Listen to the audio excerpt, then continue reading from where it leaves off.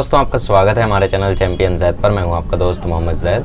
और दोस्तों thermodynamics 1 thermochemistry दोनों कंप्लीट हो चुका है। आज हम लोग शुरू करने जा रहे हैं थर्मोडायनेमिक्स 2 और कंप्लीट कर देंगे थर्मोडायनेमिक्स 2। तो ये थर्मोडायनेमिक्स 2 का वन एंड ओनली लेक्चर है। तो थर्मोडायनेमिक्स 2 में बेसिकली आपको एंट्रोपी वगैरह बताएंगे, कुछ रिलेशन बताएंगे, ठीक है, स्पॉन्टेनिटी वगैरह बताएंगे, गिब्स फ्री एनर्जी का थोड़ा सा आइडिया देंगे, ठीक है। ऐसी छोटी मोटी चीज़ें हैं, तो 1 घंटा उसके लिए मेरे हिसाब से काफ़ी है। सबसे पहले जानते हैं स्पॉन्टेनियस प्रोसेस क्या होता है, ठीक है। सबसे पहले जानते हैं स्पॉन्टेनियस प्रोसेस क्या होता है। स्पॉन्टेनियस बेसिकली ये प्रोसेसेस इरिवर्सिबल भी होते हैं, ठीक है। स्पॉन्टेनियस प्रोसेसेस जो होते हैं वो क्या होते हैं, इरिवर्सिबल होते हैं, ओके। तो बेसिकली स्पॉन्टेनियस का मतलब क्या होता है? स्पॉन्टेनियस मतलब होता है कि भाई ये नेचुरली हो ही जाएंगे, ठीक है, और इरिवर्सिबल भी होंगे। मतलब एक बार अगर ये प्रोसेस होगा तो उनको आप लोग रिवर्स नहीं कर सकते, ठीक है। तो यहाँ पे जैसे डेफिनेशन लिखा है, spontaneous process have a natural tendency to occur and can not be undone, ठीक है। Spontaneous processes have natural tendency to occur, have a natural tendency to occur and do not require any external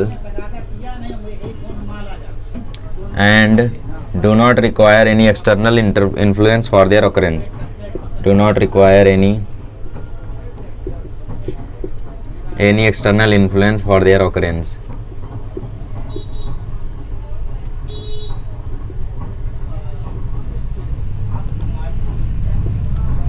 ठीक है। और मतलब basically ये क्या कैसा होता है, जैसे मान लो मैंने फ्रिज से बर्फ़ निकाला, ठीक है, मैंने फ्रिज से बर्फ़ निकाला, अब उसको रूम टेम्परेचर पे रख दिया, क्या मुझे और कुछ करने की ज़रूरत है? नहीं। तो मेल्टिंग ऑफ आइस क्या है? स्पॉन्टेनियस प्रोसेस है, ठीक है। अगर ध्यान से आप देखोगे तो वो एक नेचुरल प्रोसेस भी है, मतलब बेसिकली वो होना ही है, बर्फ़ तो पिघलनी है, और साथ ही में वो इरिवर्सिबल भी है। क्या बिना एनर्जी दिए बर्फ़ वापस से पानी वापस से बर्फ़ बन जाएगा? नहीं, है ना। इसका और एग्जाम्पल ले सकते हो, फॉलिंग ऑफ वाटर, ठीक है, पानी किसी हाइट से गिर रहा है, ठीक है, तो वो क्या हो गया? स्पॉन्टेनियस प्रोसेस हो गया। क्यों? क्योंकि पानी वापस तो उस पर जा नहीं सकता, और पानी गिराने के लिए हम कोई फोर्स लगा रहे हैं क्या? नहीं, वो तो नॉर्मली गिर रहा है झरने में, है ना, ऐसा। और इसका केमिकली एग्जांपल देखें तो इसका एग्जांपल है न्यूट्रलाइजेशन वाला example, NaOH plus HCl, base plus acid gives out water plus salt. Basically acid plus base gives out salt plus water. तो आप कभी भी NaOH और HCl को साथ में रख दोगे तो उसमें आप लोगों को कोई भी एनर्जी देने की या फिर कुछ जोर जबरदस्ती करने की ज़रूरत नहीं पड़ेगी, वो अपने आप ही आपस में रिएक्ट करके NaCl और वाटर अपने आप ही बना लेंगे, ठीक है। आपको किसी चीज़ की ज़रूरत नहीं पड़ेगी कुछ करने की। दूसरा है मेल्टिंग ऑफ आइस, ठीक है। बर्फ़ का पिघलना भी कैसा प्रोसेस है? स्पॉन्टेनियस प्रोसेस है। तो स्पॉन्टेनियस प्रोसेस का डेफिनेशन समझ गए होगे आप लोग, है ना, okay. Hot coffee cools in a room temperature, hot coffee cools in room temperature, ठीक है। और साथ ही में water falling from height, water flows from higher level to lower level, higher level to lower level. तो basically ये क्या होता है? स्पॉन्टेनियस प्रोसेस होता है। तो स्पॉन्टेनियस प्रोसेस का आई थिंक आपको डेफिनेशन समझ में आ रहा होगा। क्या मतलब होता है इसका? कि भाई वो नेचुरली होने ही थे और साथ ही में रिवर्सिबल भी है। आप सॉल्ट और वाटर तो बना सकते हो एसिड और बेस मिला के, बट इस सॉल्ट और वाटर से अपने आप एसिड और बेस वापस से नहीं बन सकता। मेल्टिंग ऑफ आइस, बर्फ 0 डिग्री सेल्सियस पे अगर आप रूम टेम्परेचर पे रख दोगे उसको, ठीक है, 0 डिग्री सेल्सियस से आप फ्रिज से निकाल के रूम में रख दोगे तो बर्फ पानी बनने लगेगी, और अपने आप वो पानी से बर्फ नहीं बनेगा दोबारा, आपको फिर से फोर्स लगाना पड़ेगा, मतलब एनर्जी देनी पड़ेगी, है ना। तो मेल्टिंग ऑफ आइस भी कैसा स्पॉन्टेनियस प्रोसेस है, होना ही है। हॉट कॉफ़ी कूल डाउन हो रही है, बट क्या कूल कॉफ़ी गर्म हो जाएगी? दोबारा नहीं होगी, इसके लिए आपको हीट देनी पड़ेगी, मतलब उसको गर्म करना पड़ेगा। तो बेसिकली ये भी क्या है? स्पॉन्टेनियस है। वाटर हायर से लोअर लेवल पे आता है, कभी लोअर लेवल से हायर लेवल पे वाटर को जाते हुए देखे हो? नहीं। तो इसलिए ये भी क्या है? स्पॉन्टेनियस प्रोसेस है, और इरिवर्सिबल भी है ना। तो ये होते हैं स्पॉन्टेनियस प्रोसेसेस। इसके कुछ की पॉइंट्स हैं, जो कि की पॉइंट्स में सबसे पहला की पॉइंट यही है कि स्पॉन्टेनियस प्रोसेसेस जो होते हैं वो रिवर्सिबल नहीं होते, मतलब इरिवर्सिबल होते हैं, ठीक है। पर सबसे पहली बात की ये खुद से हो जाते हैं, एक्सटर्नल इन्फ्लुएंस वगैरह की ज़रूरत इन्हें नहीं होती है। जैसे आप सॉल्ट एसिड और बेस रख दोगे, NaOH प्लस HCl रख दोगे, तो उससे सॉल्ट और वाटर अपने आप बन जाएगा, उनको किसी एक्सटर्नल इन्फ्लुएंस की ज़रूरत नहीं है। दूसरा ये कि एक ही डायरेक्शन में चलते हैं, ठीक है, एक ही डायरेक्शन में चलते हैं, मतलब रिवर्सिबल नहीं होते, इरिवर्सिबल होते, एक बार हो गया तो हो गया, ठीक है। स्पॉन्टेनियस प्रोसेस स्लो भी हो सकता है, फास्ट भी हो सकता है। की पॉइंट्स है बेसिकली ये, आपको लिखने के लिए आएगा एग्जाम में, फीचर्स ऑफ स्पॉन्टेनियस प्रोसेस, ठीक है। एग्जाम में क्या आएगा आपको? की पॉइंट्स ऑफ की पॉइंट्स ऑफ स्पॉन्टेनियस प्रोसेस। ठीक है, तो की पॉइंट्स में सबसे पहला पॉइंट क्या है, does not require any external influence. ठीक है, एक्सटर्नल इन्फ्लुएंस की ज़रूरत नहीं होती है। दूसरा की पॉइंट क्या है, वन डायरेक्शन, एक ही डायरेक्शन में चलता है ये। तीसरा की पॉइंट है it can be slow, rapid और मॉडरेट। ठीक है, रैपिड भी हो सकता है, स्लो भी हो सकता है। कैसे, जैसे पानी हायर लेवल से लोअर लेवल पे गिर रहा है, फास्ट गिर रहा है, NaOH प्लस HCl बहुत तेजी से सॉल्ट और वाटर बन जाता है। Melting of ice slow slow होती है, कॉफ़ी कूल स्लो स्लो होता है। तो ये की पॉइंट्स है इसके बेसिकली, है ना। अच्छा, फोर्थ पॉइंट देखो क्या है यहाँ पे, the process continues till equilibrium is reached. मतलब बेसिकली स्पॉन्टेनियस प्रोसेस जो होता है वो तब तक चलता है जब तक इक्विलिब्रियम ना हो जाए। जैसे पानी, आपने गर्म कॉफ़ी जो रखा था, कॉफ़ी तब तक ठंडी होगी जब तक सराउंडिंग टेम्परेचर से उसका टेम्परेचर बैलेंस ना हो जाए, है ना, तब तक कॉफ़ी ठंडी होती रहेगी। बर्फ़ है, बर्फ़ तब तक पिघलती रहेगी जब तक वो पूरी तरीके से पानी ना बन जाए रूम टेम्परेचर वाला, है ना। मतलब बेसिकली बर्फ़ पहले पिघलेगी, ठंडा पानी रहेगा, फिर वो ठंडा पानी गर्म होगा, तब तक होगा जब तक रूम टेम्परेचर से उसका टेम्परेचर मैच ना कर जाए, है ना। तो ये प्रोसेस तब तक कंटिन्यू होता है जब तक इक्विलिब्रियम ना हो जाए। और ये जो स्पॉन्टेनियस प्रोसेस होते हैं ये उसी डायरेक्शन में होते हैं जो डायरेक्शन में इक्विलिब्रियम अचीव हो। ठीक है, इक्विलिब्रियम से अपोजिट डायरेक्शन में ये प्रोसेस नहीं होते हैं। ठीक है, तो ये पॉइंट भी आप उसमें ऐड कर सकते हो। ठीक है, अच्छा, अब बेसिकली एक छोटा सा पॉइंट दिया हुआ है, एनर्जी एंड स्पॉन्टेनिटी। ठीक है, एनर्जी एंड स्पॉन्टेनिटी। तो यार देखो इसका इन्होंने क्या समझाने का कोशिश किया इस हेडिंग से कि बेसिकली जैसे आप अगर ऐसा समझ रहे हो कि स्पॉन्टेनियस प्रोसेस जो होते हैं ये उस डायरेक्शन में जाते हैं जहाँ से जो मॉलिक्यूल है वो स्टेबल हो जाए, या फिर उस डायरेक्शन में टेंड करते हैं जहाँ से एनर्जी लोअर हो जाए, तो आप गलत हो। क्यों? क्योंकि बेसिकली जैसे अब बर्फ़ जो है वो पानी बन रही है, तो बर्फ़ जब पानी बन रही है तो आजू बाजू से हीट तो एब्जॉर्ब कर रही है। ठीक है, तो वो तो एंडोथर्मिक हो गया। हालांकि NaOH plus HCl gives out NaCl plus H2O वाला जो प्रोसेस है वो तो एक्सोथर्मिक होता है, उसमें तो हीट रिलीज होती है। लेकिन ये जो बेसिकली बर्फ से पानी बन रहा है ये वाला प्रोसेस तो एंडोथर्मिक हो गया। तो बेसिकली एक्सोथर्मिसिटी यहाँ पे बोला है, एक्सोथर्मिसिटी मतलब बेसिकली सिर्फ एक्सोथर्मिसिटी को हम लोग नहीं बोल सकते कि भाई ये स्पॉन्टेनिटी को दर्शाता है ना, मतलब सिर्फ इससे हम लोग डिफाइन नहीं कर सकते। तो कभी भी हम लोग ऐसा नहीं सोच सकते कि भाई एनर्जी को कम करने के लिए स्पॉन्टेनियस प्रोसेसेस होते हैं। उल्टा भी हो सकता है, NaOH प्लस HCl एक्सोथर्मिक है, जबकि वाटर में NaCl डाल दो तो वो भी Na प्लस Cl माइनस में टूट जाता है, वो भी एंडोथर्मिक है। ठीक है, तो ऐसा ज़रूरी नहीं है कि एनर्जी को रिलीज करने के लिए स्पॉन्टेनियस प्रोसेसेस हों। स्पॉन्टेनियस प्रोसेसेस ऐसे प्रोसेसेस होते हैं, नेचुरल प्रोसेसेस होते हैं जो कि तभी होते हैं जब, मतलब बेसिकली ये ऐसे प्रोसेसेस होते हैं जो बिना किसी एक्सटर्नल इन्फ्लुएंस के हो जाएं खुद से, है ना। तो इसमें हम लोग ऐसा नहीं बोल सकते इसको कि भाई एक्सोथर्मिक ही होता है, एंडोथर्मिक ही होता है, तो वो चीज़ हम यहाँ पे नहीं बोल सकते। तो वो यहाँ पे समझाने की कोशिश की है एनर्जी और स्पॉन्टेनिटी में। समझ रहे हो मैं क्या बोल रहा हूँ? जैसे NaOH प्लस HCl वाला जो एग्जाम्पल था उसमें हीट रिलीज होती है 57 किलो जूल। ठीक है, तो 57 किलो जूल उसमें हीट रिलीज हुई, तो इसका मतलब ये तो एक्सोथर्मिक हुआ। तो क्या सारे स्पॉन्टेनियस प्रोसेस एक्सोथर्मिक होते हैं? नहीं, ज़रूरी नहीं है। जैसे बर्फ जो पानी में कन्वर्ट हो रही है तो वो एंडोथर्मिक हुआ, बेसिकली हीट एब्जॉर्ब कर रहा है ना, तभी तो गर्म होकर पिघल रहा है, तो वो तो एंडोथर्मिक हुआ। तो वो एंडोथर्मिक भी हो सकता है, एक्सोथर्मिक भी होता है। हम लोग इन्हीं को सिर्फ एक क्राइटेरिया नहीं बोल सकते स्पॉन्टेनिटी के लिए। ठीक है, तो इस हिसाब से जज करना गलत है, वही समझाने की कोशिश की है यहाँ पे। ठीक है, अच्छा, अभी आती है एंट्रोपी। अब एंट्रोपी क्या होती है भाई? एंट्रोपी को हम लोग डिनोट करते हैं S से। ठीक है, एंट्रोपी क्या होती है? एंट्रोपी को अगर मैं 2 वर्ड्स में डिफाइन करूं या 1 वर्ड में डिफाइन करूं तो वो 2 वर्ड 1 वर्ड होंगे, डिसऑर्डरनेस और रैंडमनेस। ठीक है, डिसऑर्डरनेस और रैंडमनेस। जैसे मैं आपको एक एग्जांपल देता हूं, 3 क्लासरूम है मानो। ठीक है, 3 क्लासरूम है मान लो। पहला क्लासरूम है, दूसरा क्लासरूम B और तीसरा क्लासरूम C। ठीक है, ठीक है। अब पहले क्लासरूम में क्या हुआ? टीचर हैं, ठीक है, और तकरीबन 50 स्टूडेंट्स हैं।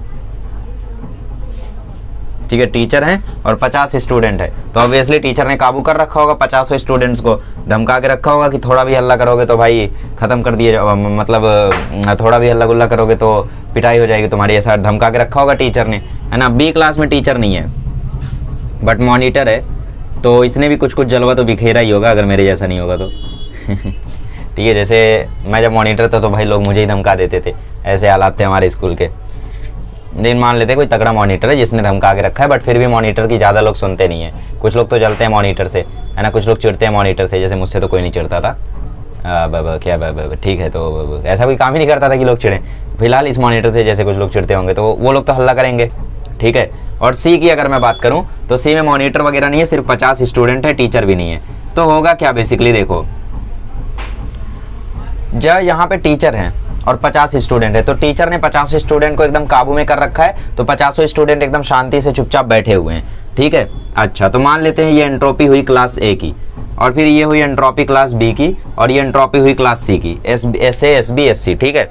अब बी क्लास में मॉनिटर तो है, लेकिन फिर भी कुछ स्टूडेंट हल्ला कर रहे होंगे, और सी क्लास में तो तबाही हो रही होगी, क्योंकि भाई सी क्लास में तो ना मॉनिटर है ना ही टीचर है। तो सी क्लास में सबसे ज्यादा रैंडमनेस होगी, लोग एक दूसरे को मार रहे होंगे, पीट रहे होंगे, भाग रहे होंगे, गा रहे होंगे, बात कर रहे होंगे, डांस कर रहे होंगे, कुछ भी कर रहे होंगे, बट सी क्लास में सबसे ज्यादा रैंडमनेस होगी। तो हम ये बोलेंगे कि भैया entropy in class C is highest. और फिर बी क्लास की बात करें तो यहाँ पे रैंडमनेस होगी, बट उतनी ज़्यादा नहीं होगी क्योंकि मॉनिटर तो है कम से कम। लेकिन अगर क्लास ए की बात करें, ठीक है, क्लास ए की बात करें तो यहाँ पे टीचर ने एकदम काबू में कर रखा होगा, कुछ भी रैंडमनेस, कुछ भी डिसऑर्डरनेस नहीं होगा। तो एंट्रोपी जो होगी क्लास ए की वो सबसे कम होगी। तो आई होप एंट्रोपी का मतलब तुम्हें समझ में आ गया। एंट्रोपी मतलब क्या होता है, रैंडमनेस। जैसे अपनी टेक्स्ट बुक में स्टेट के हिसाब से बताया गया है, जैसे अभी सॉलिड स्टेट है, लिक्विड स्टेट है, और फिर गैसियस स्टेट है, ठीक है। तो सॉलिड स्टेट में अगर कोई चीज़ है तो उसके मॉलिक्यूल्स एकदम पास होते हैं, एकदम एक दूसरे से फोर्स ऑफ अट्रैक्शन बहुत ज़्यादा इनका हाई होता है, तो ये एकदम पास में रहते हैं, जकड़े हुए रहते हैं, तो यहाँ पे एंट्रोपी कम होती है। लेकिन जब एक सब्सटेंस सॉलिड से लिक्विड में चला जाता है तो वहाँ पे जो अट्रैक्शन है वो थोड़ा सा कम हो जाता है, यहाँ पे मॉलिक्यूल्स थोड़ा दूर हो जाते हैं, और क्योंकि दूर हो गए तो इसकी एंट्रोपी ज़्यादा होती है लिक्विड की, तो सॉलिड से लिक्विड में जाते समय एंट्रोपी बढ़ जाती है। और गैसियस फॉर्म में जाए तो थोड़ा और कम हो जाता है अट्रैक्शन, बेसिकली मॉलिक्यूल्स एकदम ही ज़्यादा डिसऑर्डर हो जाते हैं, और एंट्रोपी यहाँ पे हाईएस्ट हो जाती है, ठीक है। तो यहाँ से अगर मैं एक टर्म डिफाइन करूँ, that is change in entropy, ठीक है। अगर मैं एक टर्म डिफाइन करूँ चेंज इन एंट्रोपी, मतलब मैं अगर डिफाइन करूँ यहाँ पे डेल्टा एस को, तो मैं ये बोलूँगा कि भैया डेल्टा एस सॉलिड से लिक्विड में जाते समय पॉजिटिव होता है। क्या पॉजिटिव होता है सॉलिड से लिक्विड में जाते समय? यस, पॉजिटिव होता है। क्यों?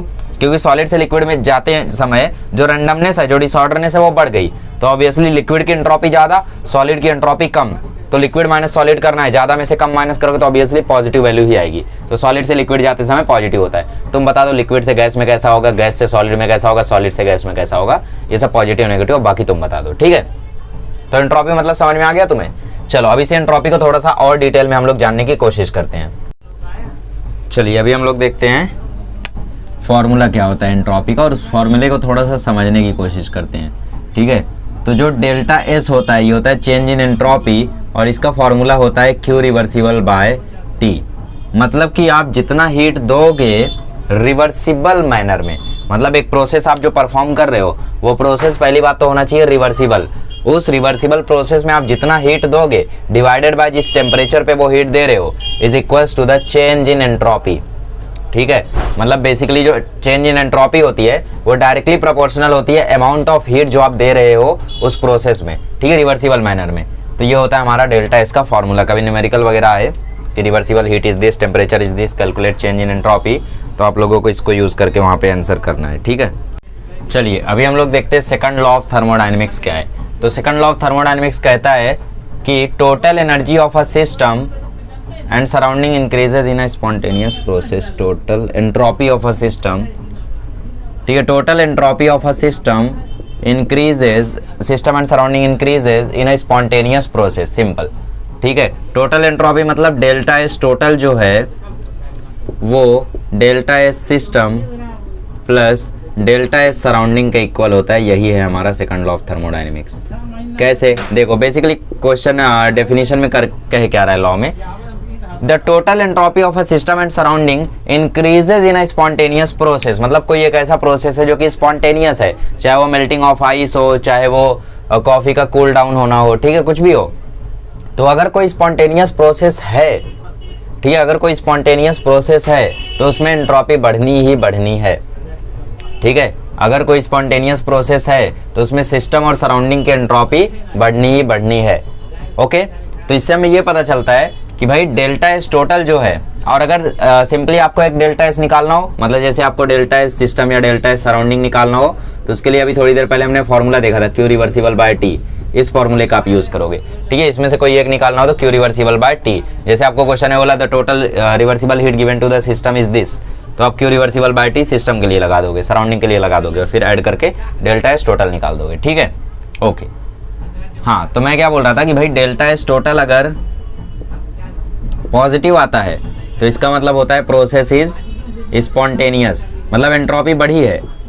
पॉजिटिव आने का मतलब क्या है कि फाइनल वैल्यू इनिशियल वैल्यू से ज़्यादा है, इसलिए तो चेंज पॉजिटिव आ रहा है। चेंज पॉजिटिव कब आता है? जब फाइनल वैल्यू इनिशियल वैल्यू से ज़्यादा हो, तो इसका मतलब चेंज पॉजिटिव आ रहा है, तो इसका मतलब प्रोसेस कैसा है? स्पॉन्टेनियस है। और जब डेल्टा एस टोटल नेगेटिव आ जाए, ठीक है, तो इसका मतलब प्रोसेस कैसा हो गया? प्रोसेस इज नॉन स्पॉन्टेनियस हो गया। ठीक है, प्रोसेस कैसा हो गया? नॉन स्पॉन्टेनियस हो गया। ठीक है, और अगर डेल्टा एस टोटल 0 हो जाए तो इसका मतलब प्रोसेस इज एट इक्विलिब्रियम हो जाएगा। ठीक है, मतलब अगर प्रोसेस आपका इक्विलिब्रियम पे आ गया है तो उस समय जो एंट्रोपी चेंज है वो 0 होना ही होना है, ऑब्वियसली 0 हो जाएगा। क्योंकि जैसे अभी कोई एक जैसे मेल्टिंग ऑफ आइस ही ले लो, आइस मेल्ट होकर वाटर बन गया, वाटर अभी पहुंच गया 37 डिग्री सेल्सियस पे। ठीक है, और रूम टेम्परेचर से ना होके मान लो अब टेम्परेचर 37 डिग्री सेल्सियस ये सराउंडिंग का, तो आप अब देखो 20 मिनट बाद देखो, 30 मिनट बाद देखो, वो वाटर जो है 37 डिग्री पे ही रहेगा, है ना। तो इसका मतलब डेल्टा एस टोटल जो है वो 0 ही आएगा, क्योंकि ना तो सिस्टम की वो हो रही है ज़्यादा, सॉरी, ना तो सिस्टम की एंट्रोपी चेंज हो रही है, ना तो सराउंडिंग की एंट्रोपी चेंज हो रही है। तो ये दोनों अगर 0-0 तो इस टोटल भी नहीं 0 ही होगा। तो डेल्टा एस टोटल 0 होता है जब प्रोसेस इक्विलिब्रियम पे होता है। डेल्टा एस टोटल अगर नेगेटिव है तो इसका मतलब प्रोसेस नॉन स्पॉन्टेनियस है। ये रट्टा मारना पड़ेगा, ये बोर्ड में डायरेक्टली पूछेगा तुमसे। ठीक है, डायरेक्टली क्वेश्चन दे देगा तुम्हें, तो तुम्हें एग्जाम्पल याद रहना चाहिए। बर्फ का मेल्ट होना मतलब एंट्रोपी बढ़ना, और एंट्रोपी बढ़ना मतलब डेल्टा एस पॉजिटिव, और बर्फ का मेल्ट होना एग्जाम्पल था स्पॉन्टेनियस प्रोसेस का। तो वैसे तुम्हें याद करना होगा। ठीक है, तो ये रट्टा मारना है तुम्हें, ये एग्जाम में डायरेक्टली तुम्हें बोल देगा delta S total is positive for endothermic process, exothermic process, spontaneous process, non spontaneous process. तो मोस्टली लोग एंडो एक्सो मार कहेंगे क्योंकि इन्हें स्पॉन्टेनियस सुना ही नहीं रहता है पूरे साल में, है ना। तो ये हो गई कुछ बातें सेकंड लॉ ऑफ थर्मोडायनेमिक्स के बारे में। Second law of thermodynamics simply यही बोलता है कि टोटल एंट्रोपी जो है सिस्टम और सराउंडिंग की वो स्पॉन्टेनियस प्रोसेस में बढ़ती है, दैट्स इट, और कुछ नहीं। चलो आगे बढ़ते हैं। चलिए, तो अभी हम लोग देखते हैं अबाउट गिब्स फ्री एनर्जी। ठीक है, हमने स्पॉन्टेनिटी वगैरह थोड़ी सी देख ली, बट अभी हम लोग देखते हैं गिब्स फ्री एनर्जी। ठीक है, तो गिब्स फ्री एनर्जी को हम लोग डिनोट करते हैं जी से। ठीक है, और अगेन डेल्टा जी के ही बारे में हम चर्चा करेंगे, जी के बारे में कुछ खासा जानकारी हम नहीं लेंगे। ठीक है, तो देखो स्पॉन्टेनिटी और एंट्रोपी ये सब एक बात थी कि यार एंट्रोपी हम लोग सिस्टम की देख लें, सराउंडिंग की देख लें, है ना। सराउंडिंग एंट्रोपी निकाल दे। अच्छा, डेल्टा एस सराउंडिंग का क्या फार्मूला था? क्यू रिवर्सिबल बाय टी, है ना। तो ये सब फार्मूला याद रखना। तो वो एक क्राइटेरिया था, और दिक्कत ये आ रही थी कि भाई अगर हमें कभी एंट्रोपी निकालनी है, डेल्टा एस टोटल अगर हमें निकालना है, तो उसके लिए हमें डेल्टा एस सिस्टम भी पता होना चाहिए, उसके लिए हमें डेल्टा एस सराउंडिंग भी पता होना चाहिए। मतलब हमें सिस्टम और सराउंडिंग दोनों को मद्देनजर रखना होता था, है ना। क्या निकालने के लिए? एंट्रोपी निकालने के लिए। लेकिन हमें कुछ ऐसा चाहिए था, कुछ ऐसा प्रॉपर मेथड चाहिए था कि जिससे भाई हमें सिर्फ सिस्टम का एंट्रोपी देख के या सिर्फ सराउंडिंग का एंट्रोपी देख के हम कुछ कुछ कैलकुलेशन कर सकें, है ना। क्योंकि अगर सिर्फ सिस्टम के ऊपर हम लोग चर्चा करेंगे तो वो चीज़ें ज़्यादा आसान होंगी, सराउंडिंग का ऐसा थोड़ा कॉम्प्लेक्स पड़ता है ना। आप खुद सोचो, जैसे इस मार्कर पर चर्चा करना ज़्यादा आसान है एज़ कम्पेयर टू बाकी चीज़ों पर चर्चा करना, है ना, बाकी चीज़ों को एक साथ लेके। तो इसीलिए हमें कुछ ऐसा चाहिए था कि भाई जिससे हमारा जो मेथड है वो थोड़ा सा आसान हो जाए। ठीक है, एंट्रोपी निकालना, स्पॉन्टेनिटी निकालना, ये चीज़ें थोड़ी सी आसान हो जाए। तो इसके लिए गिब्स ने क्या किया, एक अपना टर्म इंट्रोड्यूस किया जिसको उन्होंने नाम दिया गिब्स फ्री एनर्जी। ठीक है, और उन्होंने गिब्स फ्री एनर्जी को डिफाइन किया G is equals to H minus T S. H minus T S, S क्या है? Entropy of the system. ठीक है, एच क्या है यहाँ पे? एंथैल्पी। टी क्या है? टेम्परेचर। जी क्या है? Gibbs free energy. ठीक है, उसके बाद उन्होंने इसमें क्या निकाला? उन्होंने change in Gibbs free energy निकाला, जो कि है delta G is equals to delta H minus T delta S. तो ये फार्मूला आपको ध्यान रखना है, ये फार्मूला आपको बहुत सारी जगहों पर आएगा, तो आपको ये फार्मूला ध्यान रखना है। ठीक है, तो इस तरीके से उन्होंने क्या किया, रिलेशन डिराइव किया डेल्टा जी और डेल्टा एस के बीच में। तो इससे अभी फ़ायदा क्या हुआ? फ़ायदा ये हुआ कि भाई इससे तुम्हें अगर डेल्टा एस सराउंडिंग मालूम है या डेल्टा एस सिस्टम मालूम है, तो फिर उसी की हेल्प से तुम ये पूरा काम कर सकते हो, है ना। वरना कैसे सराउंडिंग का पता करो, सिस्टम का पता करो, उससे टोटल पता करो, है ना, वो थोड़ा भारी पड़ जाता था। बट ये डेल्टा जी डिफाइन करने के बाद ये सारी चीज़ें थोड़ी सी आसान हो गई। ठीक है। तो गिब्स फ्री एनर्जी को बेसिकली ऐसे डिफाइन किया उन्होंने, G is equal to H minus TS। ठीक है, ठीक है। तो इस तरीके से आया हमारा डेल्टा जी। और यहाँ पे जो भी टर्म्स लिखी हुई है ये क्या लिखा हुआ है, अबाउट सिस्टम। ठीक है, delta G of system is equal to delta H of system minus T delta S of system. ठीक है, मतलब एंट्रोपी, आप लोग एंट्रोपी चेंज निकाल लो आप सिस्टम का, एंथैल्पी चेंज आप निकाल लो सिस्टम का, उससे आप लोग डेल्टा जी की वैल्यू कैलकुलेट कर पाओगे। अब देखो याद क्या करना है आपको गिब्स फ्री एनर्जी और एंट्रोपी में। तो एंट्रोपी में आपने ऑलरेडी याद कर लिया कि भाई डेल्टा एस ग्रेटर देन 0 हो जाए तो प्रोसेस स्पॉन्टेनियस हो जाता है, डेल्टा एस लेस देन 0 हो जाए तो प्रोसेस नॉन स्पॉन्टेनियस हो जाता है, डेल्टा एस इक्वल टू 0 हो जाए तो प्रोसेस इक्विलिब्रियम पे हो जाता है। इसके अलावा डेल्टा एस ग्रेटर देन 0 और delta S G less than 0 हो जाए, डेल्टा एस लेस देन 0 और डेल्टा जी ग्रेटर देन 0 हो जाए, डेल्टा एस इक्वल टू 0 और डेल्टा जी इक्वल टू 0 हो जाए, तो इस केस में भी सेम आंसर होता है। मतलब डेल्टा जी अगर लेस देन 0 है तो प्रोसेस स्पॉन्टेनियस होगा। ठीक है, कैसा होगा, प्रोसेस स्पॉन्टेनियस होगा। ग्रेटर देन 0 है तो नॉन स्पॉन्टेनियस होगा। ठीक है, और अगर इक्वल टू 0 है तो प्रोसेस इक्विलिब्रियम पे होगा। ठीक है, अगर डेल्टा जी हमारा इक्वल टू 0 है और डेल्टा एस टोटल हमारा इक्वल टू 0 है तो उस केस में क्या होगा, प्रोसेस जो है वो इक्विलिब्रियम पे होगा। ठीक है, तो अगर मैं इस हिसाब से तुमसे बोलूँ कि भाई मुझे एक फॉर्मूला कैलकुलेट करके बताओ जिससे मैं कैलकुलेट करूँ इक्विलिब्रियम टेम्परेचर, तो ये चीज़ तुम कैलकुलेट कर सकते हो इक्विलिब्रियम टेम्परेचर, कि बिल्कुल कैलकुलेट कर सकते हो तुम इस फॉर्मूले का यूज़ करो, delta G is equal to delta H minus T delta S. ठीक है, अगर ये इक्विलिब्रियम पे है, अगर ये इक्विलिब्रियम पे है तो उस केस में जो डेल्टा जी है वो 0 रहना चाहिए। तो 0 is equal to delta H minus T delta S. तो यहाँ से टी की वैल्यू आ जाएगी delta H upon delta S. ठीक है, तो आपको क्वेश्चन में पूछेगा कि भाई find the equilibrium temperature for this case if enthalpy is this, change in entropy is this. तो उस केस में तुम्हें ये फॉर्मूला वापरना है। ठीक है, delta H by delta S, इसको हम बोलते हैं इक्विलिब्रियम टेम्परेचर। ठीक है, तो इतनी चीज़ें आप लोग ध्यान में रखो, इन चीज़ों को अच्छे से नोट कर लो। ओके, और साथ ही में यहाँ पे जो डेल्टा एस है वो सिस्टम का है। ठीक है, टोटल एंट्रोपी की बात नहीं हो रही है। ठीक है, यहाँ पे सिस्टम की एंट्रोपी है ये, और ना आप बोलोगे ना कि भाई इक्विलिब्रियम पे तो डेल्टा एस भी 0 हो जाए, पर ये टोटल होता है और ये सिस्टम की बात हो रही है। ठीक है, ओके, तो आई होप इतनी चीज़ें आपको समझ में आ गई होंगी। अभी हम लोग डेल्टा जी के बारे में थोड़ा सा और जानते हैं। ठीक है, तो इतनी चीज़ें आप नोट डाउन कर लो। अभी तक मैं ज़्यादा कुछ तो नहीं बताया हूँ, थोड़ी मोड़ी चीज़ें बताइए, जैसे delta S is equals to Q reversible by T, delta G is equals to delta H minus T delta S, T equilibrium is equals to delta H by delta S. फिर ये condition delta S greater than 0, delta G less than 0, तो process spontaneous. ठीक है, आप इसको ऐसे याद कर सकते हो, एस बाद में आता है, जी पहले आता है। तो एस बाद में आता है तो वो कैसा होगा, बड़ा होगा, और जी पहले ही आ जाता है तो वो छोटा होगा। एस बड़ा जी छोटा, और एस बड़ा है जी छोटा है तो प्रोसेस स्पॉन्टेनियस हो गया, क्योंकि सही बात है ना यार, एस तो बड़ा होना ही चाहिए। तो देखो एस बड़ा है 0 से, जी छोटा है 0 से, है ना, तो ये सही बात है, और अगर सही बात है तो काम भी सही होना चाहिए, तो स्पॉन्टेनियस। ठीक है, अब एस यहाँ पे 0 से छोटा हो गया और जी बड़ा हो गया, तो उल्टा काम हो गया, उल्टा काम हो गया तो नॉन स्पॉन्टेनियस, और 0 पे चला गया तो इक्विलिब्रियम, मतलब दोनों बराबर हो गए, डेल्टा एस भी 0 हो गया, डेल्टा जी भी 0 हो गया, तो ये क्या हो गया, इक्विलिब्रियम।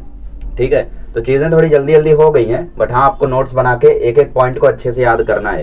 ठीक है, हो सकता है मैंने कुछ चीजों को ज्यादा इंपॉर्टेंस ना देते हुए आपको बता दिया, बताया तो वैसे सब है आपको, लेकिन कुछ चीजें हो सकता है ऐसे बता दिया हो कि यार जैसे बड़ी नॉर्मल चीज है ना, तो इसीलिए नोट्स जरूर बनाओ और हर एक पॉइंट को आप लोग अच्छे से ध्यान दो। ये तो माइक छूट गया था यार। ठीक है, तो बेसिकली बहुत सारी चीज़ें ऐसी होंगी जिनको मैंने ऐसे ही बता दिया होगा आपको, बट आपको ध्यान सारी चीज़ों पर देना है। ठीक है, बेसिकली जो लिखा होगा वो सब आपको लिख के रखना है। ठीक है, अब मैं आपको रिलेशन बताने वाला हूँ गिब्स फ्री एनर्जी और इक्विलिब्रियम कांस्टेंट के बीच में। आई होप आप लोग आयोनिक इक्विलिब्रियम अभी तक पढ़ चुके होंगे, क्योंकि मैंने शायद लेक्चर रिकॉर्ड कर दिया है आयोनिक इक्विलिब्रियम का। यार दिक्कत ये हुई ना कि मैं 8 तारीख को मुंबई आया, आते ही जुकाम हो गया, तो 8 तारीख 9 तारीख को कुछ खास नहीं बना पाया, सिर्फ थर्मोडायनेमिक्स ही रिकॉर्ड कर पाया। आज 10 तारीख है, ठीक है, सुबह हो रही है, मतलब कल कैसा रात ज़्यादा हो गई थी और जुकाम मेरा बढ़ गया था, तो मैं से हो नहीं रहा था, तो डिसकंटिन्यू कर दिया था, ड्रेस चेंज है इसीलिए, है ना। तो आज सुबह सुबह आया हूँ, अब तो देखते हैं कहाँ तक जाता हूँ। थर्मोडायनेमिक्स का फिलहाल लास्ट लेक्चर रिकॉर्ड कर रहा हूँ, 13 तारीख तक मैं हूँ यहाँ पे, तो 4 दिन में पता नहीं फिजिक्स के 8 चैप्टर हो पाएंगे या नहीं 4 दिन में। 8 चैप्टर, हाँ 8 चैप्टर सोच रखा है यार, देखते हैं। ओके, तो इतनी चीज़ें आप लोगों को याद करनी है। अब देखो relation between delta G and equilibrium constant. तो इक्विलिब्रियम कांस्टेंट आप जानती हो, ओके, ठीक है, इक्विलिब्रियम कांस्टेंट, इसके बीच में रिलेशन यू डिफाइन होता है, delta G is equals to delta G not plus RT ln Q, ठीक है, बेसिकली रिएक्शन कोसेंट, इसको आप लोग लिख सकते हो रिएक्शन क्वोशेंट, क्वोशेंट का Q उठा लेते हैं हम लोग और Q से इसको डिनोट करते हैं। तो delta G is equals to delta G naught plus RT ln Q, इस तरीके से हमारा डिफाइन होता है relation between delta G and reaction quotient. अब आप लोग पूछोगे यहाँ पे डेल्टा G नॉट क्या है, तो delta G not basically Gibbs free energy change है जब, और बेसिकली ये रिएक्शन में बात होती है, ठीक है, इन अ केमिकल रिएक्शन। अभी जैसे आप इलेक्ट्रोकेमिस्ट्री पढ़ोगे तो जब उसमें आप नस्ट इक्वेशन डिराइव करोगे तो इसी का यूज़ करोगे आप लोग। फिलहाल हाँ, मैं बोल रहा था कि बेसिकली जब आप एक रिएक्शन करते हो तो रिएक्शन में जब एलिमेंट अपने स्टैंडर्ड स्टेट में होते हैं तो उस स्टेट में जो चेंज होता है गिब्स फ्री एनर्जी का, उसको हम बोलते हैं डेल्टा G नॉट, ठीक है, इसको हम लोग बोलते हैं standard Gibbs free energy change, ठीक है, standard Gibbs free energy change. और ये क्या है, ये सिर्फ गिब्स फ्री एनर्जी चेंज है, ये क्या है, ये सिर्फ गिब्स फ्री एनर्जी चेंज है। और डेल्टा G नॉट क्या है, standard Gibbs free energy change है, ठीक है। तो बेसिकली ये फर्क है दोनों में। तो delta G is equals to delta G naught plus RT ln Q, ठीक है। अब देखो यहाँ पे इन्होंने Q को डिफाइन करके ऐसा वैसा करके पता नहीं क्या क्या काम किया है, और ठीक है, मैं अपने तरीके से आपको बताता हूँ। ओके, जैसे मैंने मान लो एक रिएक्शन लिखी AA plus BB gives out CC plus DD, ठीक है, ये रिएक्शन है। तो रिएक्शन कोसेंट को हम लोग कैसे डिफाइन करते हैं, प्रोडक्ट का कॉन्सेंट्रेशन अपॉन रिएक्टेंट का कॉन्सेंट्रेशन।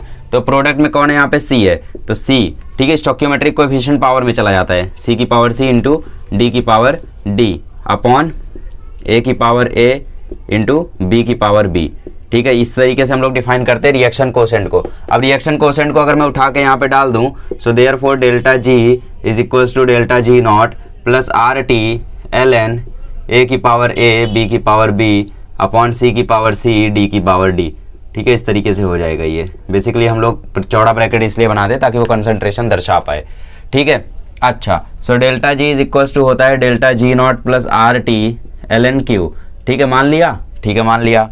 अब देखो अगर मैं तुमसे बोलूं कि रिएक्शन इक्विलिब्रियम पर पहुंच गया है, ठीक है, तो अगर रिएक्शन इक्विलिब्रियम पर पहुंच गया है तो इक्विलिब्रियम पर डेल्टा G की वैल्यू क्या हो जाती है, बताओ, इक्विलिब्रियम पर डेल्टा G की वैल्यू क्या हो जाती है, 0 हो जाती है। सो देयरफॉर वहां पर हम लोग डेल्टा G नॉट की वैल्यू को निकाल सकते हैं, वो आएगी माइनस RT ln Q। अब आप बोलोगे डेल्टा G नॉट की वैल्यू 0 क्यों नहीं हो रही है, क्योंकि डेल्टा G नॉट की वैल्यू जो है वो एक फिक्स्ड वैल्यू है, वो चेंज नहीं होगी रिएक्शन के साथ साथ, ठीक है। जैसे डेल्टा G जो है वो रिएक्शन के साथ साथ चेंज होता रहेगा जैसे जैसे रिएक्शन प्रोसीड होगा, और इक्विलिब्रियम पर आते आते 0 हो जाएगा। लेकिन जो डेल्टा G नॉट है वो एक स्टैंडर्ड वैल्यू है, वो फिक्स रहेगी, रिएक्शन शुरू होते ही वो फिक्स रहेगी और रिएक्शन खत्म होने तक, इक्विलिब्रियम तक, सदी खत्म होने तक वो फिक्स ही रहेगा। तो delta G not can never be 0।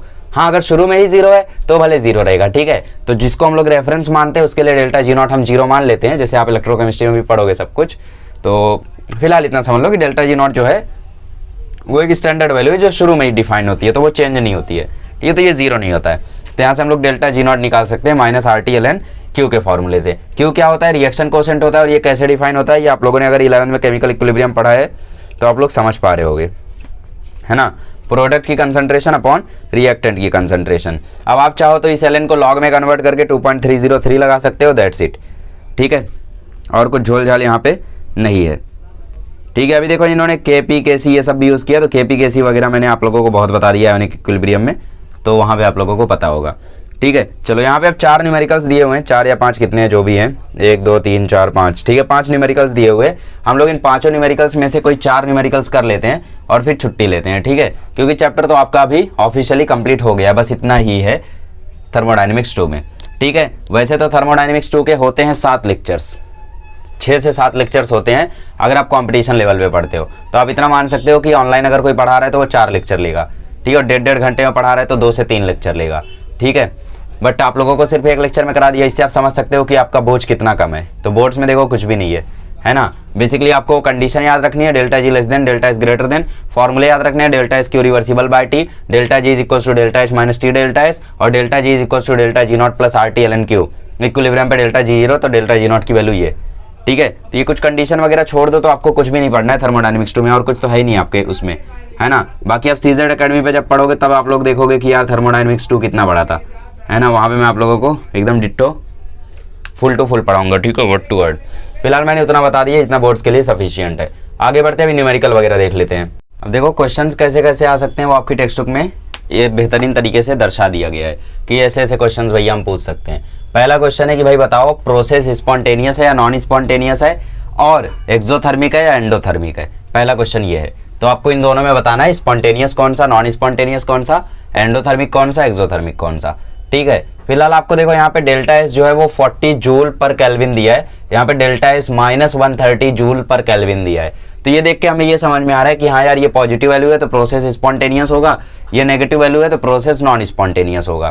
क्योंकि डेल्टा एस अगर पॉजिटिव रहता है, ठीक है, when delta S is positive तो प्रोसेस कैसा हो जाएगा, प्रोसेस हो जाएगा स्पॉन्टेनियस।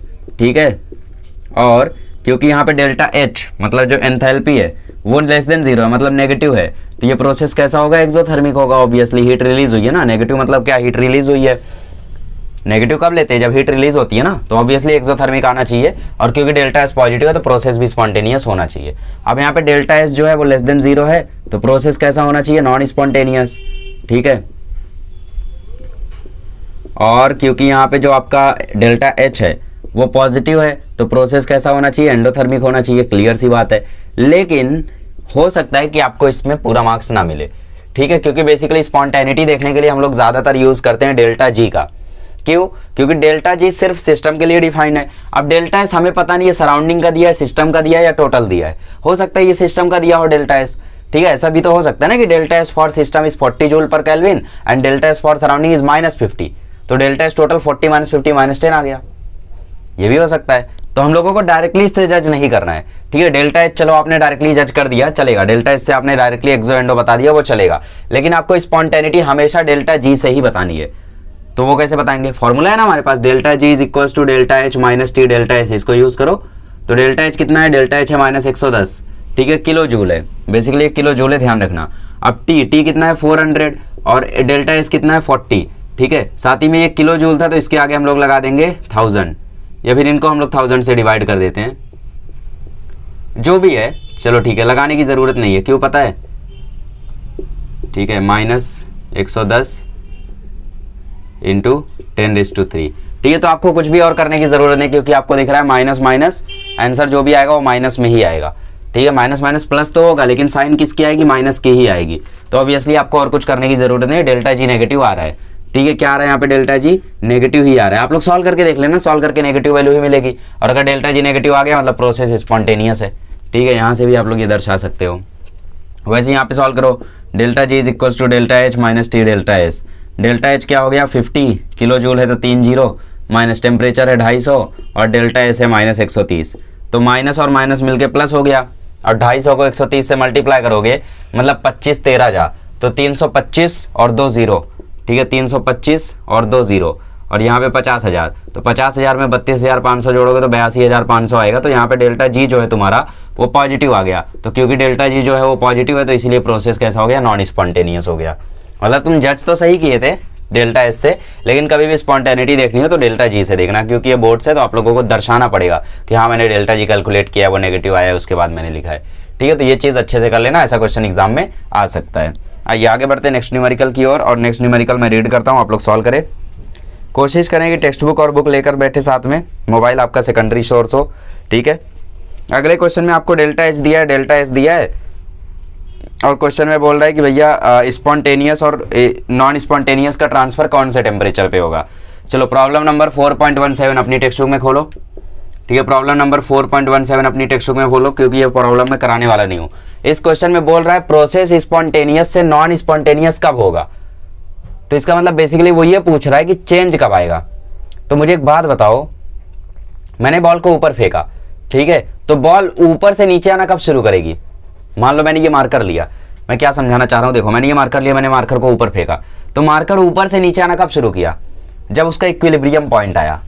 मतलब बेसिकली उस पॉइंट पे जैसे मार्कर को ऊपर फेंका मैंने, तो यहाँ पे मार्कर रुक गया थोड़ी देर के लिए और रुकने के बाद नीचे आना शुरू किया। तो जिस पॉइंट पर वो रुका वही पॉइंट ऐसा पॉइंट था जहां पर ऊपर से नीचे आना था।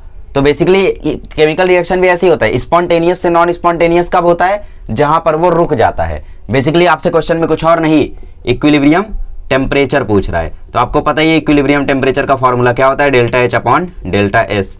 कभी आप लोग अगर फॉर्मूला भूल जाओ, ठीक है, वैसे जिनको मतलब ऐसा वो है कि भाई जैसे ऐसे बोल सकते हो delta S upon delta H था या delta H upon delta H था, ऐसे बोल ही सकते हो। तो यूनिट से जाओ, कैसे यूनिट से कैसे खेलोगे? डेल्टा एच की यूनिट क्या होती है? जूल। डेल्टा एस की यूनिट क्या होती है? जूल पर केल्विन। तो जूल जूल कैंसिल हो जाएगा, केल्विन ऊपर आ जाएगा, मतलब हमारा फॉर्मूला सही है क्योंकि टेम्परेचर की यूनिट केल्विन होती है। लेकिन मान लो तुमने फॉर्मूले में लिखा है delta S upon delta H, तो डेल्टा एस की यूनिट होती है जूल पर केल्विन और डेल्टा एच की यूनिट होती है जूल, तो ये जूल से जूल खत्म और यूनिट आ रही है टेम्परेचर की 1 बाय केल्विन। क्या टेम्परेचर की यूनिट 1 बाय केल्विन होती है? नहीं, उसकी यूनिट तो केल्विन होती है, मतलब फॉर्मूला गलत है। राज की बात बताऊँ, ऐसे ही करके आया था मैं एक क्वेश्चन मुझे याद नहीं बोर्ड एग्जाम या सीटी मैंने कहाँ किया था, लेकिन एक क्वेश्चन मैंने ऐसे ही किया था। डेल्टा एस दिया था और इक्विलिब्रियम टेम्परेचर डायरेक्टली पूछा था, उसमें कोई झोल झाल नहीं था। ठीक है, तो मेरे को पता था भाई इन दोनों को डिवाइड करना है या तो मल्टीप्लाई करना है, ऐड तो करेंगे नहीं, सब्ट्रैक्ट तो करेंगे नहीं क्योंकि यूनिट अलग अलग है। तो मैं समझ गया तो डिवाइड करना है तो मल्टीप्लाई करना है। अब ये कैसे देखो डिवाइड करना है या मल्टीप्लाई करना है? मैंने यूनिट को देखा, यूनिट को मल्टीप्लाई कर रहा हूँ तो यूनिट आ रही है जूल स्क्वायर पर केल्विन।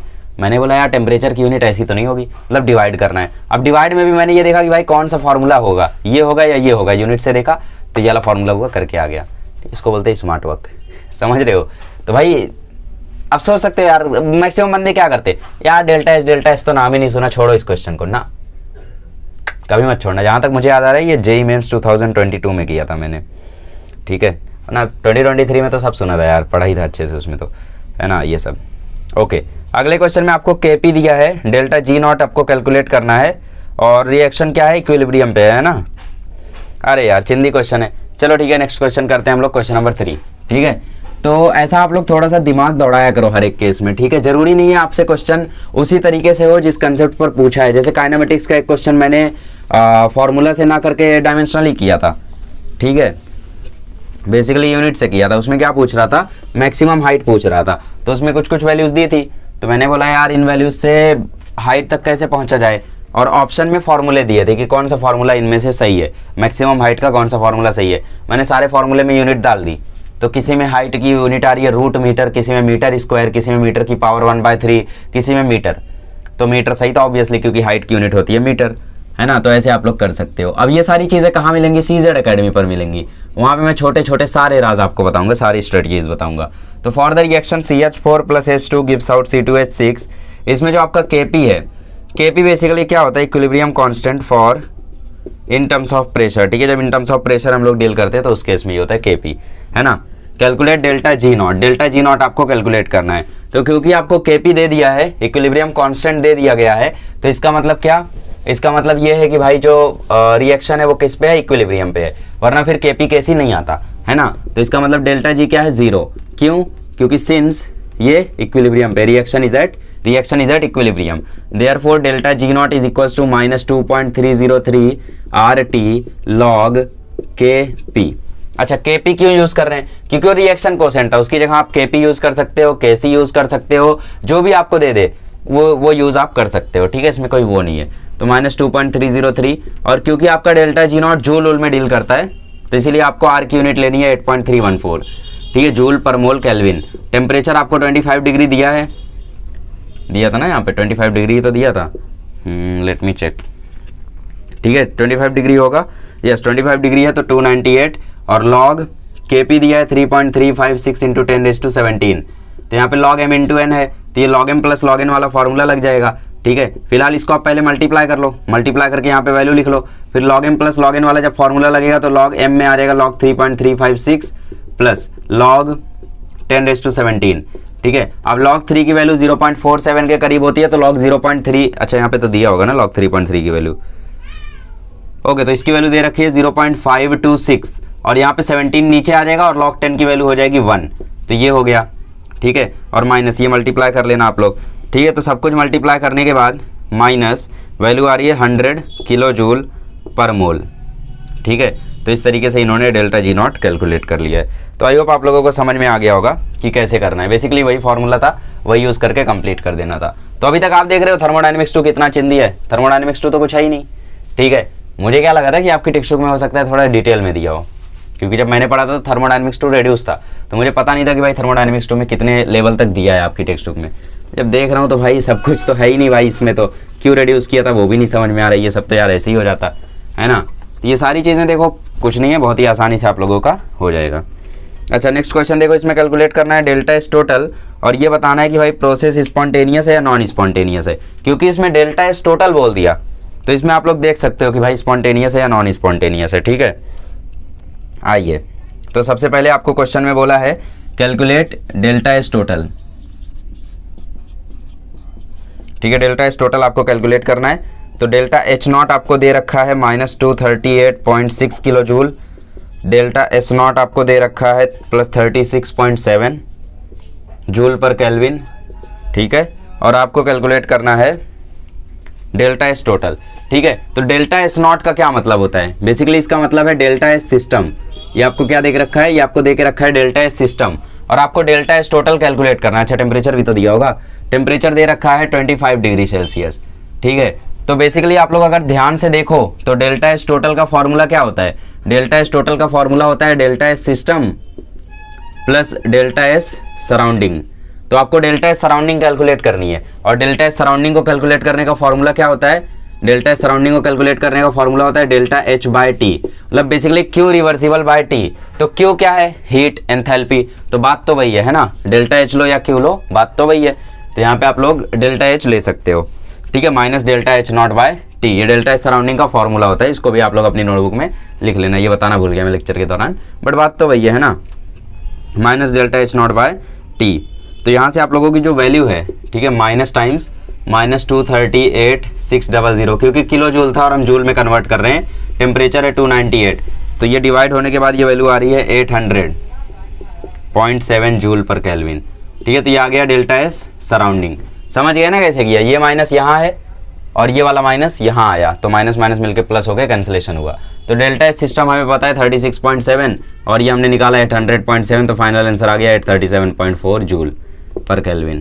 ठीक है, ये आ गया आपका डेल्टा एस टोटल। तो ये बढ़िया क्वेश्चन था, ऐसे क्वेश्चन का आप लोगों को ध्यान रखना है। ठीक है, डेल्टा एस सराउंडिंग का एक फॉर्मूला डाल लो अपनी टेक्स्ट बुक में, that is minus delta H not by T, और क्यू रिवर्सिबल बाय टी तो था ही।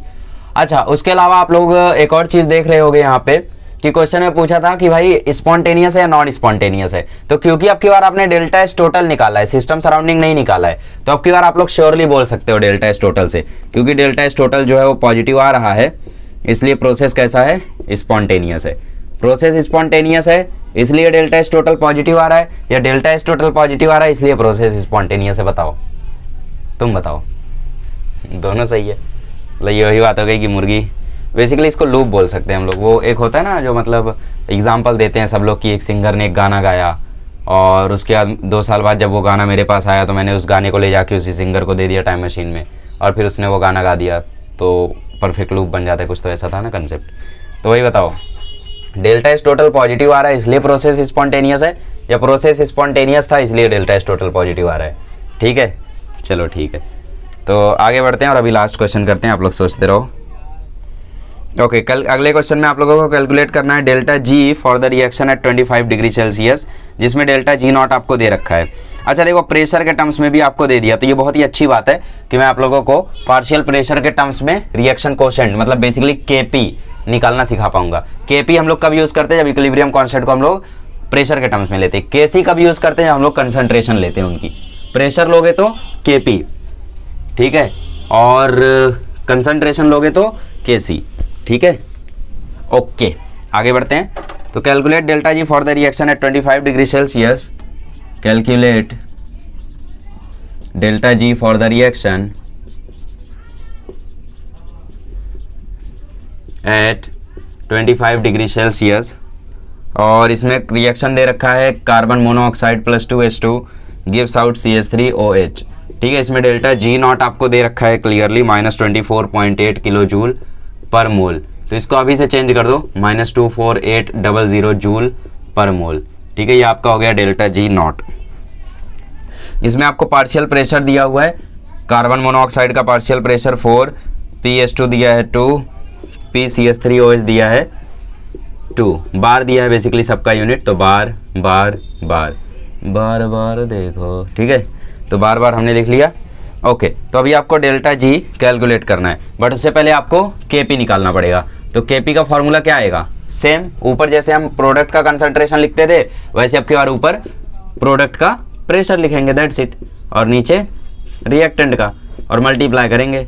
ठीक है, और साथ ही में H2 का स्टोइकियोमेट्रिक कोएफिशिएंट 2 है, तो यहाँ पे स्क्वायर करेंगे तो PCH3OH कितना है 2 डिवाइडेड बाय CO का कितना है 4, ठीक है, मल्टीप्लाइड बाय H2 का कितना है 2, लेकिन 2 का क्या लेंगे हम स्क्वायर, तो बेसिकली आ जाएगा 2/4.4, तो ये आ जाएगा 2/4 4 या 16, तो ये फाइनली आ जाएगा 1/8। ठीक है, इतना क्लियर हुआ। डेल्टा जी का फॉर्मूला क्या था, delta G is equal to delta G not plus RT ln QP या KP ले लो, ठीक है, आपकी मर्जी है। तो डेल्टा जी नॉट कितना दे रखा है -24800, R कितना लेना है 8.314, टेम्परेचर कितना है 298 केल्विन, 25 डिग्री सेल्सियस मतलब 298 केल्विन। कुछ लोग इसमें भी शौक रहते हैं कि यार ये कैसे हो रहा है, अब इतना तो पता होना चाहिए यार, ठीक है। और ये हो गया ln 1/8, ठीक है, तो ये हो गया -24800, 8.314 को जरा 298 से मल्टीप्लाई कर दो, ठीक है, चलो मैं कर देता हूँ। 1 8 जा 8, 1 9 जा 9, 1 2 जा 2, 3 8 जा 24, 3 9 जा 27, 3 2 जा 6, 8 8 जा 64, 8 9 जा 72, ठीक है ठीक है ठीक है, 8 2 जा 16, ठीक है, तो 8 3, ठीक है, 4 3 7 9 16, 8 8 16 17, 4 2 247638, ये 2476.38 आ गया, ठीक है, तो बेसिकली आ गया 2476.38। और log 1/8 को मैं लिख सकता हूँ ln 8 की पावर -1, ऊपर ले लिया बेसिकली मैंने 8 को, तो ये आ गया -24800 प्लस 2476, और ये -1 जो था वो नीचे आ गया, तो ये हो गया माइनस, और इस ln 8 को मैं लिख देता हूँ ln 2 का क्यूब, ठीक है, फिर ln 2 की वैल्यू मुझे पता है 0.69, तो ये -24800 -3 × 2476, और ln 2 की वैल्यू 0.693, ठीक है, तो यहाँ से मेरा डेल्टा जी निकल आएगा। तो यहाँ से आप लोग डेल्टा जी निकाल सकते हो। बेसिकली आप लोग इसको 2.303 बाहर लेके लॉग में भी कन्वर्ट करके कर सकते थे, बट ठीक है, आ जाएगा, ठीक है। तो इस तरीके से आपको इसको करना था। ओके, तो इसी के साथ हमारा थर्मोडायनेमिक्स टोटली खत्म होता है, ठीक है। अब नेक्स्ट वीडियो आएगा, काफ़ी ज़्यादा लेक्चर्स लग गए इसमें, आयोनिक में तो 3 ही लगे होंगे, है ना, 3 ही लगेगा, या फिर क्या मतलब, मैं भी बनाने वाला हूँ, ठीक है। तो बेसिकली आयोनिक अभी बनाना है, ठीक है, तो उसमें 3 ही लेक्चर लगेंगे, इसमें 6 लग गए। इलेक्ट्रोकेमिस्ट्री में लैपटॉप पे पढ़ाऊंगा तो हो सकता है 4 लग जाए, ठीक है, सॉरी हो सकता है 5 लग जाए क्योंकि लैपटॉप पे पढ़ाऊंगा, ठीक है, देखेंगे जो भी लगेगा, ठीक है। फिलहाल केमिकल थर्मोडायनेमिक्स खत्म हुआ, अब एक चीज़ नोट्स में अच्छे से रिवाइज करते रहो ताकि कुछ भी भूलो ना, ठीक है। चलिए मिलते हैं अगले लेक्चर में, थैंक यू सो मच।